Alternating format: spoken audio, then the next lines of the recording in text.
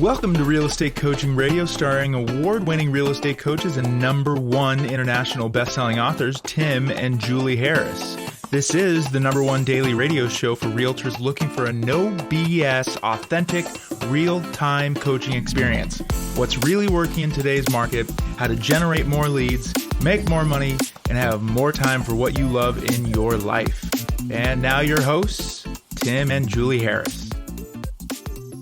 3, 2, 1, and we're back. And Julie Harris. It is September the 21st, and we are talking about the secret speaking power, 7 deadly sins to avoid. Yes, with the subtitle, do people want to actually listen to you? And if Julie's voice sounds a little odd, that just hearing her talk now, it does sound a little odd to me. Sorry. It's because she just got back from the dentist and and lucky for her, she does not have to have a root canal. Woohoo! Best news of the day. And you guys might be able to tell also she's still a little bit high on the dentist, happy gas, but that's okay. It might make for a very entertaining podcast. So bad. Yeah. Well, actually, funny that you should bring that up. I was thinking about, our topic that we're working on is how you speak to people, how do you converse, how do you present, right? And so an example that everybody can probably relate to is when you go to the dentist or when you go to have a procedure or whatever. And I think as an agent, they relate to it, things like the home inspector. You can deliver bad news in a couple of different ways, right? So you can be like, you're going to have a root canal. I'll see you in a week. Or you might be like, you know what, I'm going to be really careful and take care to maybe make it so you can't have to have a root canal. And, here's the 3 steps that I'm going to take to make you more comfortable with this, right? You see the difference. In real estate, it's the home inspector that says, this is a super old furnace. I don't know about this thing, and puts a date on it. This was, a 1973 furnace, and doesn't give the buyer any more information, just freaks them out. The buyer backs out because they have in their head made up a price that's probably at least 5 times what it's really going to cost. Nobody talked to him about about a warranty. It's kind of like bedside manner for business. Yeah. If that makes sense. Well, definitely. I mean, that basically comes from having a skill set, though, ultimately. Yes, and having worked on it. Yeah, and then the reason that people don't have the ability to have those conversations, that are making people feel more assured and that you're an expert who's in control is because they just don't know how to do it. And so oftentimes they go to one end of the spectrum or the other, right? They're either overly direct, impersonal, and basically have crappy bedside manner, or they're just basically going to be marshmallows and not really, and just try to obfuscate the truth. Well, I will give you a third option, which I think is worse than the first 2. And that is that they kind of BS their way around something. That was my marshmallow example. Yeah. Yeah. And that comes from lack of experience, and that will erode the confidence that people have in you, which means ultimately they won't want to use you. But guys, this all circles back to the same thing, right? Knowledge equals confidence, ignorance equals fear. And sometimes the ignorance that you have is of the market, or you have ignorance of how to sell a particular kind of piece of real estate. But really the ignorance we're talking about is how to communicate at a high level with all kinds of different folks. And really at the end of the day, little conversational glitches that a lot of us have formed over time. And it is funny, I was listening to a podcast. Pretty much all I do is listen to podcasts. Mm-hmm. And a lot of the glitches, a lot of the conversational glitches happen in the same exact, everyone just sort of normalizes a certain little abnormality in the way they talk. You mentioned yesterday the upswing, but there's a lot of other people that will start talking like every 4th word they'll say right, blah, blah, blah, right. I counted. Yeah. What? The presentation that you and I just had that somebody was presenting to us. Oh, yeah. And I stopped it 52 times in like 20 minutes. It was like every 4th word was right? It was a bridge word. That's a speech, people will call that a stall word or a bridge word. And some of that is okay because it indicates you're thinking about what you're going to say. That's in the same category of and okay. And this particular person was using right. But his was worse because he had the upswing on the right. And so it was very distracting to listen to, I thought. We are in a Zoom sales presentation for a new LMS. That's what Julie's talking about for the coaching company. But yeah, absolutely. Honestly, I wasn't even listening because I just want to know the content and get off, right? I know. Well, but that is something that, again, if you have those types of they sort of build up, like people are always sort of, when they're trying to choose a professional, right? When they're trying to think about your level of really everything. It's all these little tiny idiosyncratic, not just, obviously we're focused on the voice inflections and all of that. We're going to get into more of the weeds about communication foibles. But it all compounds, and these all go back to the massive, moments of truth list that Julie and I shared with you on a past podcast as part of our coaching program. These are all really, the old way of saying is they're touch points, but they're not really even touch points. They're, Howard Brinton used to say they're moments of truth, right? Whenever the public comes in contact, I just said right. Whenever the public comes in contact with you, that's kind of a moment of truth. So it'd be a for sale sign, how you answer the phone, your handshake. if you answer the phone, how you look, your handshake. But nowadays, with all these digital forms of communication, you even have more moments of truth. And there's something in the, I think the parlance, and people refer to it as virtue signaling. And that is where you're essentially trying to signal that you have a certain value set, or you have a certain, maybe political or social perspective on something. And so you drop little things. And again, if you're surrounded by other people that are virtue signaling in a similar way, and then you take yourself out of that environment and you still, like, I'll give you an example. And I'm not judging, I'm just saying Julie and I had this experience about a year ago. So there was a guy that we met named Scotty, who was a really great guy. And he just moved here with his family and has 2 little kids. And he's still one of his little kids was basically a baby, and he's still trying to figure out his way, around Puerto Rico and in our community and the whole thing. It's a big integration thing. And so he had previously lived in a very liberal part of the country. And he was having this conversation on how they were letting their daughter, and again, I'm just making this statement. I'm not trying to cast aspersions or anything. How they were letting their daughter choose her gender. And this kid was like 6 months. Yeah. And they weren't like giving her dolls or having her wear one color over the other. And he just had this long thing. And Julie and I were just sitting there staring at him. And he looked up and he sort of realized what he was doing. He caught himself. That he realized he was basically virtue signaling. And Julie and I were not stopping him and saying anything. We weren't going to say, yes or no. We're just being observational. But he sensed it. And then he caught himself. And that was an example where he is used to having those types of conversations around other people that would have, felt that was something that is a conversation topic. Some of you, if you were living in Columbus, Ohio, where Julie and I used to live, if you're not basically planning your life around the Ohio State University's football schedule, something's wrong with you. You're kind of virtue signaling something that's not going to make you last long in Columbus, Ohio. Exactly. I mean, you guys get the point. Every region has that, and every, some states have that, some neighborhoods even have that, some schools have that. So it's not that we're coaching you to be overly sensitive to it, but more to know that these things are in your speech patterns. And it's interesting, we were talking about the Zoom presentation where I was using right too much. These speech tics are contagious. Oh, of course. That's what I was trying to express. Yes. If you're around other people that are sounding and let alone looking like you're going to become like them. But here's ultimately where all this type of information, this content is supposed to lead you, listeners. So hopefully you guys are having these little tiny sparks go off, maybe a full-fledged epiphany or breakthrough. Is it the way you I was about to use the word enlightened, which is a woo-woo word, but I'll use it. But the way you become an enlightened version of yourself is to be introspective and be observant of yourself. And that's the reason that Julie and I present a lot of the content that we do, not because we're saying this is the way to be, think this way, do this way. We're trying to get you to start basically interacting with your own behavior as if you were being coached. Like if you had somebody that was observing you, what would be the list of things that they would make that are working against your aim, that are maybe even destroying a lot of the potential you might have to be a service to as many other people as you possibly can, that you're not even aware of, that you've normalized. And a lot of that stuff, once you're made aware of it, once you actually consciously observe yourself in that behavior and become introspective of it, it really does open up Pandora's box for all kinds of different pathways and opportunities you have in life. Because when you discover that you're doing this one thing, or maybe you're a gossiper, and Julie talked about that yesterday, or maybe you're somebody that is so focused on, I forget this term, it was such an awesome term. I read another article when we were on our sojourn around the country. Remember I was telling you about it. It was basically there's this current in the self-improvement space. There's a lot of people that basically have taken on this persona of being overly positive all the damn time.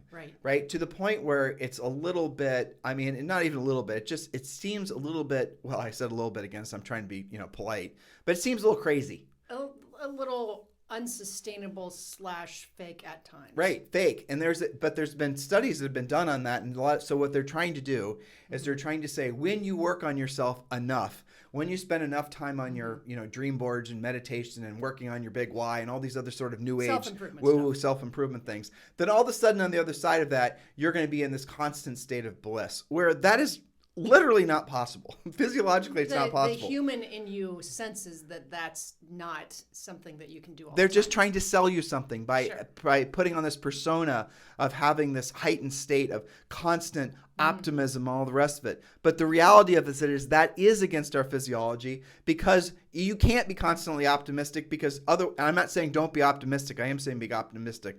But it's just the example we gave you guys yesterday, when you were the prehistoric version of you and your family walking into a woods and another family walks out, you're not going to be sharing with them how the sky is blue and how it's did you see that butterfly? You're going to be asking them what's in that woods that maybe you need to be preparing, that might try to kill you or what have you. And then they're going to ask you the same thing about the direction you just came. So innate into all of us is a desire to basically make tomorrow better than today. But again, a lot of these little foibles that we've adopted or we've normalized, even though they might, when I'm describing, well, how would you like to be a person that's always optimistic and smiley? So you might think, well, that sounds like a great way to be. That sounds like how I want to be. But what if you discover that along the way that you are actually just faking it and you're acting like you feel a certain way? And I'm not going to give any overly specific examples, but Julie and I do have some friends who are pretty big names in the self-improvement industry. And when you talk to them, when they're not on stage or they're not being recorded or not in front of an audience or when they're actually being themselves, they're totally and completely normal. So they really have pulled on this suit that they have this, they have this appearance. It's a performance persona. It's a performance persona, but they've gotten to the point where they're not seeing that performance persona is literally making it so that they're running people off, because other people will see them and say, well, that is kind of an interesting state of being, but the reality of it is I want to attach to somebody who is a little bit more balanced in how they essentially approach life, and it admits that they're working through stuff. And whereas you guys get the gist of what we're saying, right? Yeah. So you pick up all these little things along the way, and then you become this, fully grown ass adult, right? Most of you anyway, and then you forget how basically you got there, and you forget all the little, the ingredients that went into the stew that is you. And so you take the time occasionally to be introspective. Why do I talk the way I talk? Why do I think the way I think? It's okay to go and challenge some of these things, because what you're doing is you're operating on software, basically, right, that's been upgraded many, many, many, many times. But there might be elements of version, Julie version 1.0 or 5.0 that was relevant, 25 years ago that's not serving her anymore. But there might be little laggards of that software that's still trying to integrate with the new version of her that's holding her back, and she might not even know it. It could be self-doubt. It could be beliefs about her, limiting beliefs. It could be all those types of things. But really, again, the point of when Juliana presents information like this to you guys is so that you will at least give a little bit of time to being introspective. And you might discover, you certainly will discover if you do the real work, that some of the things that you have normalized about yourself, beliefs and communication styles and just perspectives and viewpoints, they are not serving you anymore. They're completely obsolete. So along those lines, Julie, let's get to the next point. Yes. So this is part of the 7 deadly sins of communication. And we started this yesterday. This is a multi-part podcast series. And this is Real Estate Coaching Radio, because we forgot to mention that at the top. All right. So if you missed 1 through 3, get caught up, because we're starting on number 4 of our 7 deadly sins. Excuses. Are you wielding a blame thrower? Own it. All of it, even if it's only partially your fault. It's honorable and an amazing example to set for your kids, your clients, your friends, to be accountable. For example, and this is something I presented on coaching calls before, and this I think is a really important thing in life and in business, how to actually deliver an apology which is meaningful. And I've read about this in different, psychology things, and I've seen it in parenting magazines and business stuff. So this is a great 4-part thing. The first thing you do is you actually acknowledge the offending behavior. For example, I forgot to send the signatures back in time, versus the signatures weren't sent in time. You see how one way, when they teach this in writing class, they tell you not to be passive with like your characters or something. There's a difference between saying the car got wrecked versus I wrecked the car. Okay, I forgot to send the signatures back in time, or the signatures weren't sent in time, or I couldn't find the other agent. That's your blame thrower. It's not your fault. Don't do that. So step number 1, acknowledge the offending behavior. Step number 2, state how the mistake was hurtful. That shows that you understand the mistake. I'm sorry that this caused you a lot of stress. It was entirely my fault. Step number 3, actually make amends. Here's how I'm going to fix the situation. Or ask the offended party how you can make things better. Letting them be heard can erase negative feelings and correct course. And 4th, promise the behavior will not happen again. In the future, I'll be communicating with you more and letting you know exactly what deadlines are coming up and which have been met. Brian Tracy said, quote, communication is a skill that you can learn. It's like riding a bicycle or typing. If you're willing to work at it, you can rapidly improve the quality of every part of your life. Does that make sense? Yeah, absolutely. I think it's an interesting pattern to watch with just things that happen in life. How often people do what, the podcast that I was quoting yesterday, he calls that the blame thrower, which I think is a good way to remember it, not to just kind of dodge that responsibility. Well, but it is a fascinating thing, though. I was listening to that podcast I mentioned yesterday, All In. Yep. And there's 5 guys, I think, on this podcast. And it's funny, they were talking about a vast majority of their listeners are on the East Coast and the West Coast. Mm-hmm. So in other words, their podcast is mostly for left-leaning people. Yeah. And you can really, really tell. Mm-hmm. And you can also really, really tell that they're not used to having conversations that are, there's one guy that's, I would say, in the middle. And they do not know how to have communication with people that do not share the exact same beliefs on politics and whatnot with them. Mm-hmm. And but what they do very effectively, and the reason it's good to listen to, is because somebody will spout, like, say, for example, the guy that's maybe left-leaning is going to have a conversation about something that is the guy that's, maybe a little bit neutral, right? He's socially liberal, conservative, fiscally, whatever it is, right? So what will happen is the guy who is liberal will, more left-leaning, he'll just spout off these points about a particular topic that he's very impassioned about, and where the guy, and that the guy he's talking to is in disagreement, but they're not going to get in an argument. They're not going to debate, points. Sure. He's not going to they're friends, and they want to remain friends. And they said that's one of the premises of their podcast is they're not going to debate.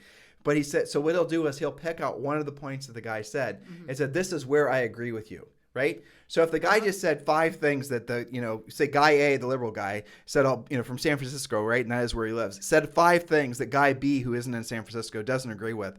Guy B and guy A are just not going to go after each other. They're going to basically come to a neutral territory where they're in agreement that they don't have to be in agreement, but they're going to find the things in which they agree on, and then they talk about those things. And that's what makes it interesting, right? Totally. That's what makes it more listenable. Right. Because there are podcasts we occasionally come across where we're like, no, I'm not listening to this, right? But because it's too extreme. But that one, they're having an actual conversation, which is related to our topic here. Exactly. But the point being is that if you have to do business with, if you're wanting to model yourself after somebody, you're going to want to model yourself after the person that is going to have the most appeal to the most people. Yes. And in a genuine way. Not in a fake-a-doodle way like we were talking about with the self-improvement guys that are always wearing the happy suit, right? But in a real, authentic way. More versatile. Someone that's willing to have a conversation with somebody without actually having to look for the flaws in what you have to say. Right. Opposed to looking for the flaws, look for the things that are common ground and build off the common ground. And then you have something really magical. Like our friendship with Scotty, for example. Yeah, exactly. Okay, so there are a lot of things that we like and agree with and are going through with Scotty, but we don't have to agree with all stances, right? Or even get into it.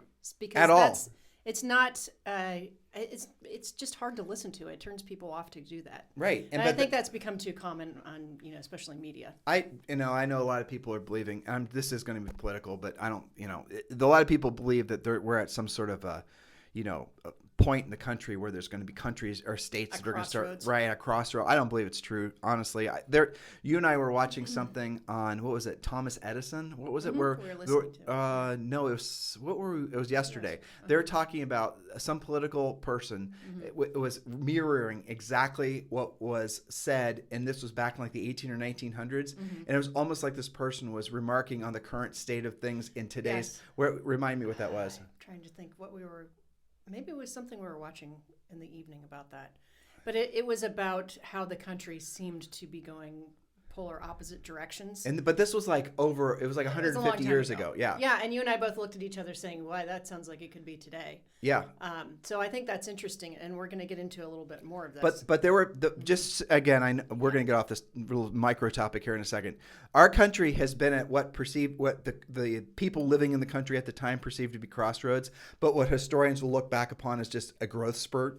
And what we're doing now is we're definitely doing some redefinition or redefining of how essentially the rules of the essentially a lot of social rules, but other things are. But guys, there's not going to be any sort. Matter of fact, on the other side of this, after the biggest fortunes, and I mean that in the literal sense, are always made during the greatest times of change. And so you're going to, and that comes from all kinds of the industrial revolution, technology revolution, and now maybe we're going through a social revolution. Who knows, right? So if you're of an open mind and you're willing to meet the marketplace, because remember, this is Real Estate Coaching Radio. Our goal here is to help you guys learn to sell real estate, and you have the ability to converse with people on all sides of the spectrum, even though they might be caught in their essentially their own little 5-foot world where they're just confirmation bias all over the place. If you're willing to essentially be more versatile, and you're willing to essentially not get stuck in any of these conversational foibles and that have been normalized nowadays, you're going to be able to serve all kinds of different people at all different ages, all different races, all different whatevers. You're not going to have limitations on who you can be of service to. The problem is, if you're only going to be able to serve one little tiny micro niche, your world is going to get smaller and smaller and smaller because there's going to be fewer people for you to actually work with and fewer people you're going to appeal to. You guys get it? Yes, and here's the thing too, is I think that most people, and this is probably subconscious, okay? Most people are subconsciously looking for reasons not to work with you. Everybody does that. And that could be a little verbal tick. It could be a political slip. There's it could people, be many things. I guarantee you, there's people listening to us right now that don't like the fact that we're not being overtly to their side, whatever that side is. Yeah. And we've gotten criticism on iTunes and other places where people will light us up.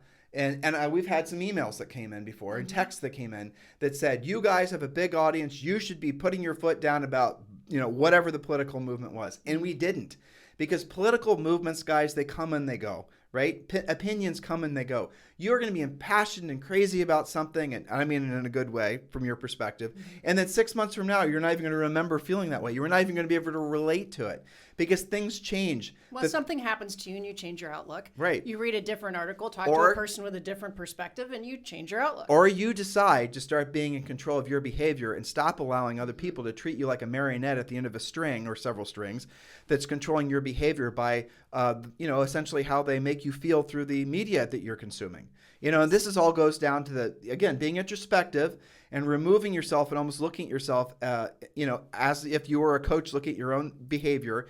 And if you see and we talked about this the other day, if you feel yourself in a situation where you're feeling anxiety, look physiologically, like when I'm feeling a little bit stressed, I feel it right around, I don't know what this would be, my stomach or something. Gizzard. My gizzard, just above my belly button, right? So I can actually feel. Now, I told somebody that once that had a medical background.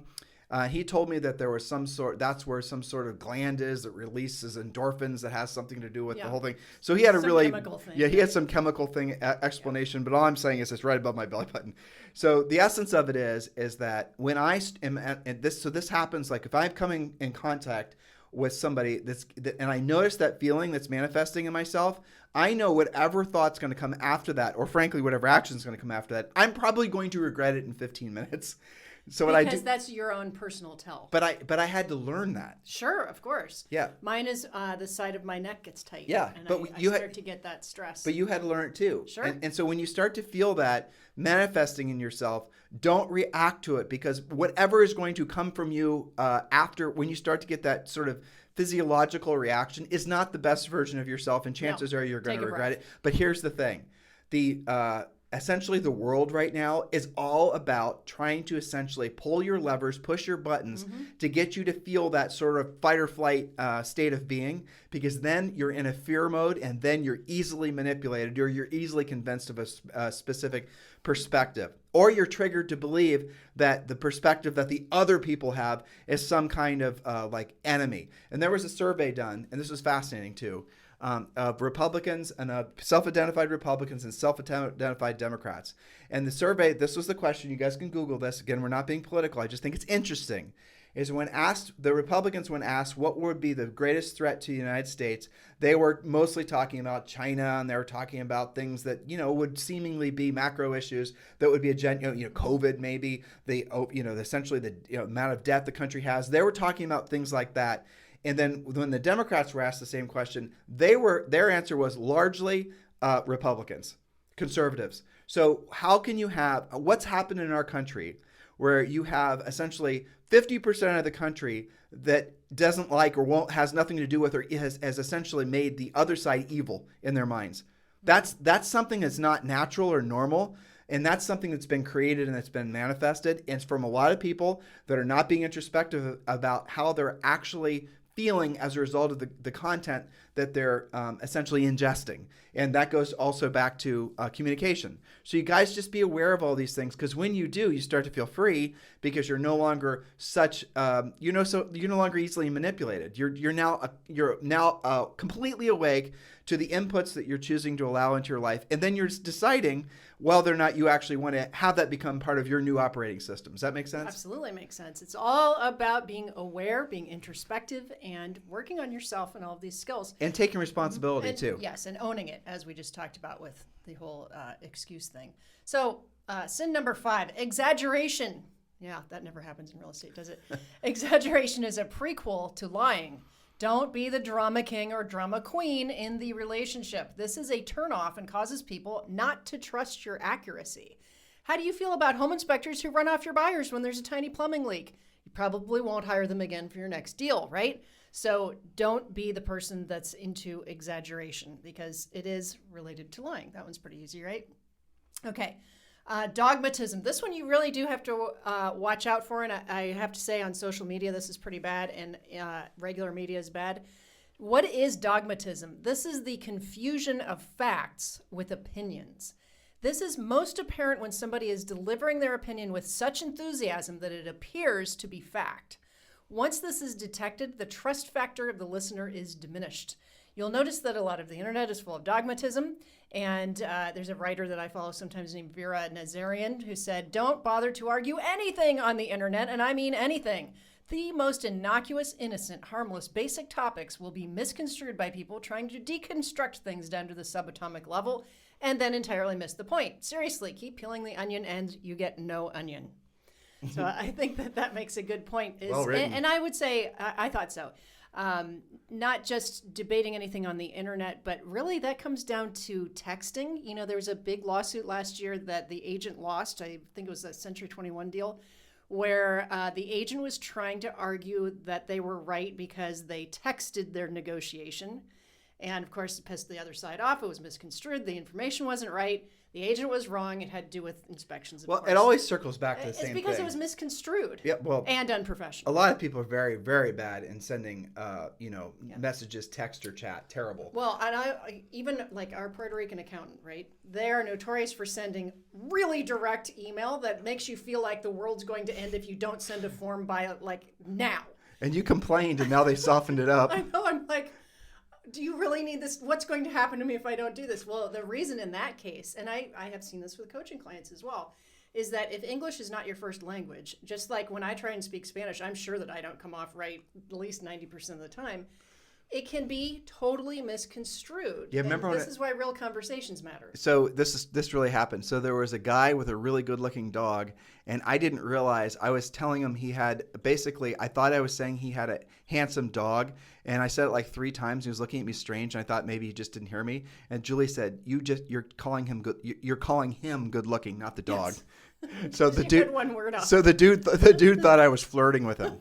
I mean, so I know. And like how many, I happened to know those 2 words. I'm sure it happens all the time. I'm sure I do it all the time.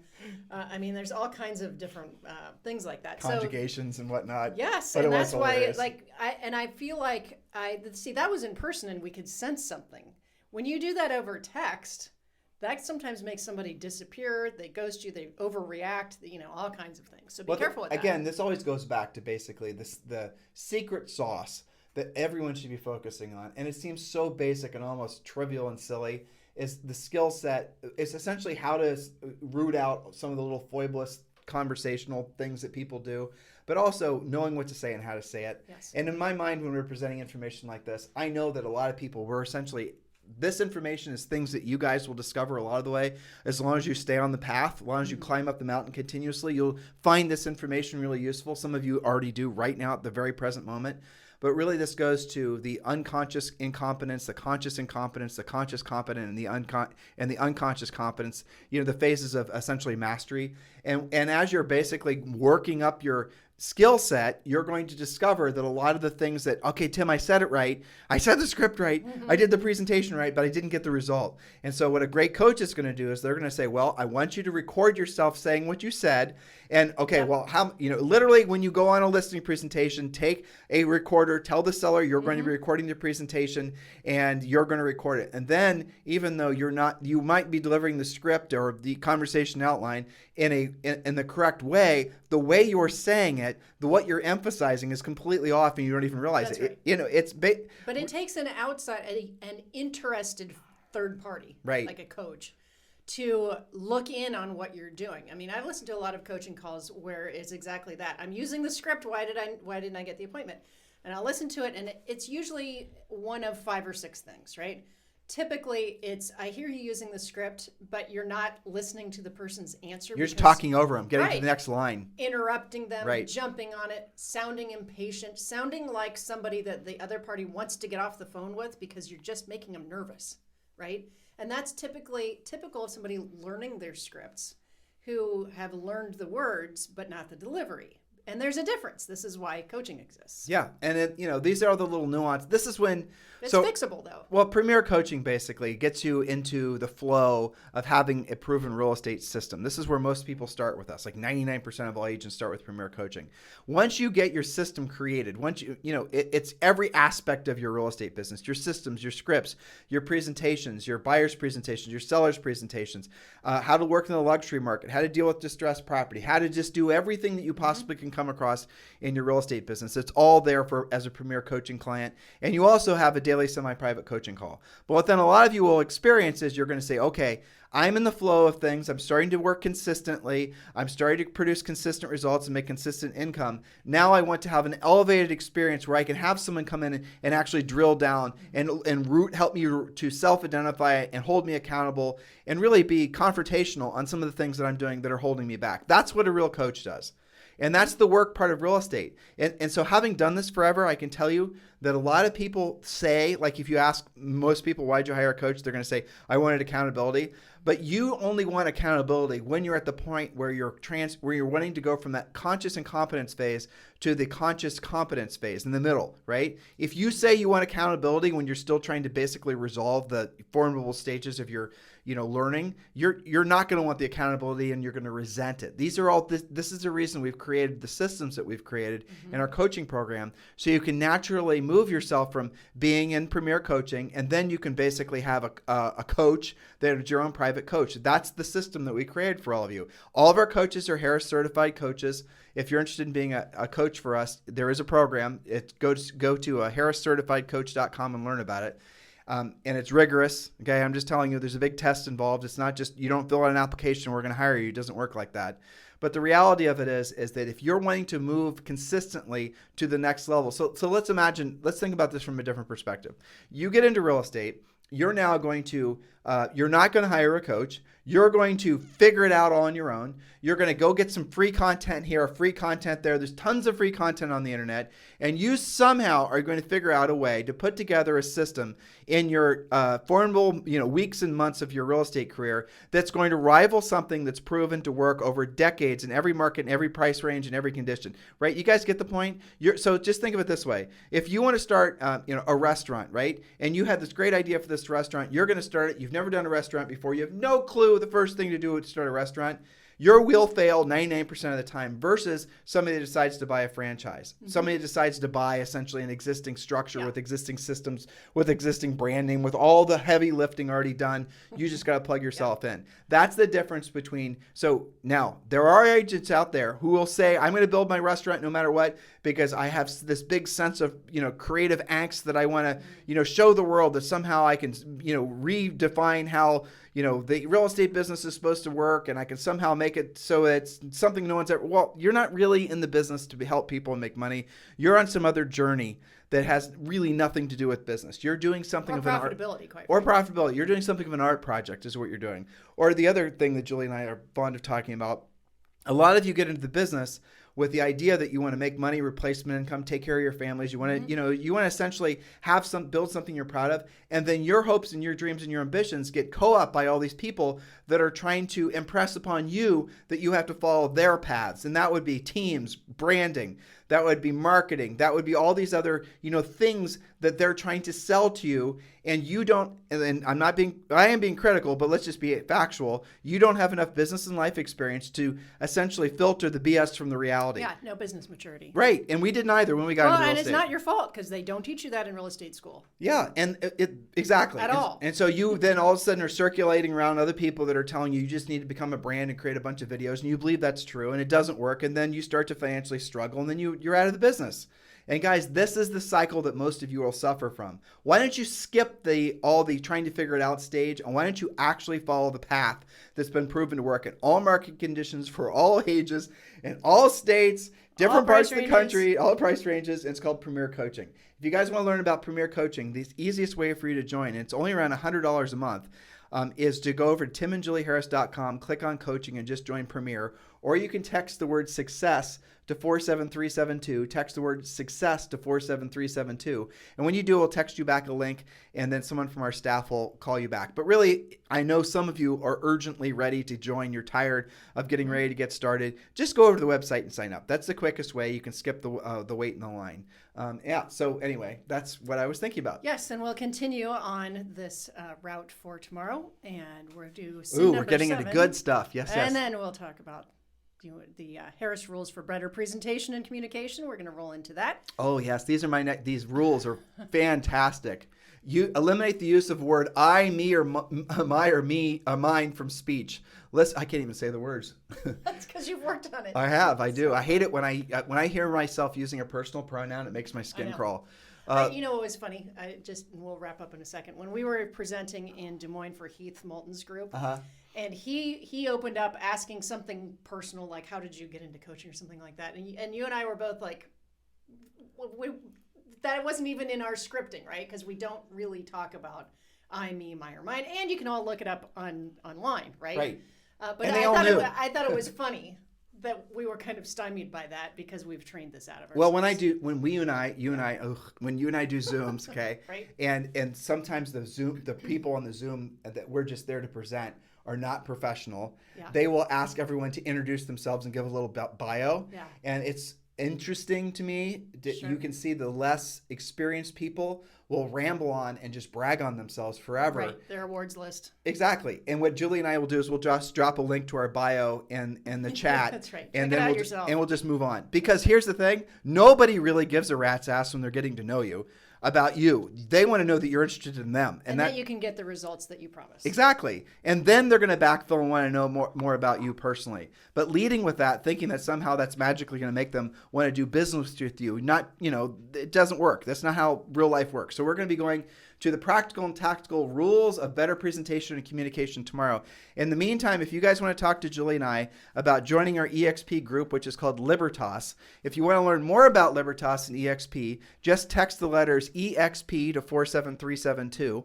If you're looking for a sponsor and you're ready to join EXP and you've not already chosen your sponsor, please feel free to text me directly at 512-758-0206. 512-758-0206. Please do text, do not call. I'm almost always on the phone. So if you're ready to join EXP and you're looking for a sponsor and you'd like to join Julie and I at EXP, please do text me directly, 512-758-0206. In the meantime, you guys have a fantastic day, and we'll talk with you on the show tomorrow.